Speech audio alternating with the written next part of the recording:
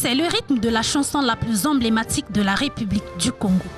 Adoptée en 1991, au sortir de la conférence nationale souveraine, la congolaise revêt une importance capitale aux yeux des Congolais que nous avons rencontrés ce lundi à Brazzaville. L'importance, vous savez que dans chaque État, nous avons nos couleurs à nous, nos drapeaux à nous, ça prouve de la souveraineté, c'est notre identité quoi. Nous identifions à l'hymne national. Donc, je représente le comportement d'un bon citoyen congolais. Qu'est-ce qu'un bon citoyen devait faire? Donc du coup, ça me ramène à l'ordre quoi, hein, en tant que citoyen congolais. Je pense que l'hymne national est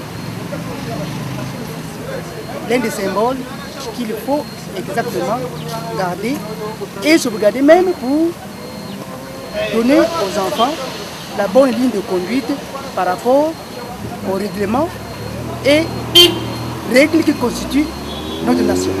L'hymne national est important par rapport aux strophes qui existent dans les rubriques qui constituent notre hymne national. Il est certes vrai que cet hymne de la République du Congo soit un des symboles majeurs du pays. Mais seulement, le constat aujourd'hui est que la congolaise en tant qu'hymne national est considérée comme une simple chanson. De ce fait, la profondeur de son message ne semble pas être captée et mise en valeur par les Congolais.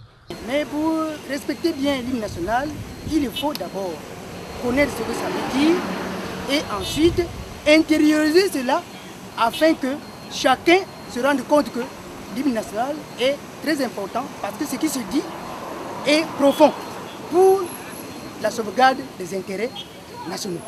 Et si nous, il faut vivre ensemble, unité, travail, progrès, on doit vivre ensemble puisque nos enfants, partis court, on dirait des choses importantes. Les gens ne prennent pas ça en compte du fait qu'il n'y a pas une vulgarisation sérieuse qui se fait à travers ceux qui animent les institutions de la République.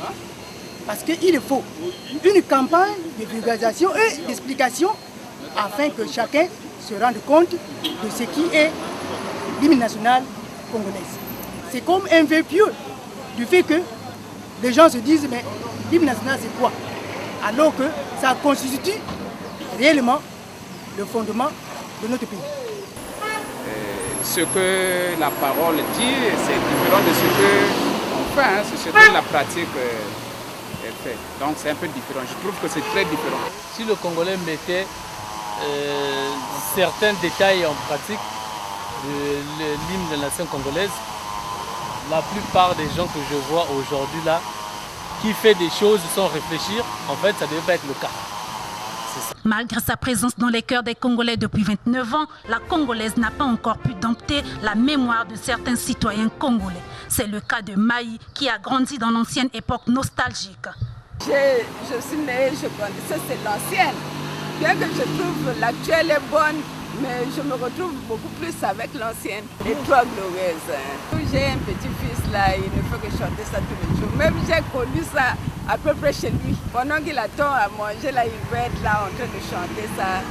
Si Maï apprend la congolaise par sa progéniture, c'est tout simplement parce que l'hymne national est aujourd'hui l'affaire des enfants de l'école primaire, ces élèves qui le chantent à leur manière.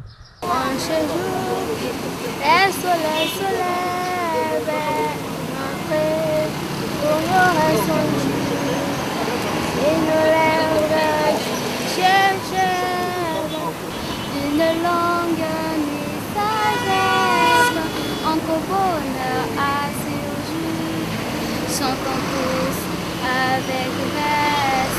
En ce jour, le soleil se lève, et notre Congolais sont dits, une longue nuit sagesse, encore bonheur à surgir, chantons tous avec verve. L'hymne national représente l'histoire d'un pays.